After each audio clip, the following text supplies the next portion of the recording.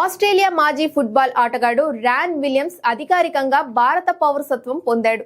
దీంతో అతడు త్వరలోనే భారత్ తరపున ఫుట్బాల్ ఆడనున్నాడు. ఈ మేరకు భారత్ ఫుట్బాల్ టీం క్యాంప్ లో అతడు చేరిపోయాడు. అక్కడ మెరుగైన ప్రదర్శన చేస్తే ర్యాన్ విలియమ్స్ భారత్ తరపున ప్రాతినిధ్యం వహించే అవకాశం ఉంది. భారత్ ఫుట్బాల్ జట్టుకు ఇది నిజంగా గుడ్ న్యూస్ లాంటిదే. కాగా ఆస్ట్రేలియాలోని పెర్త్ లో జన్మించాడు విలియమ్స్. అయితే అతడి తల్లి ముంబైలోని ఆంగ్లో ఇండియన్ కుటుంబానికి చెందినవారు.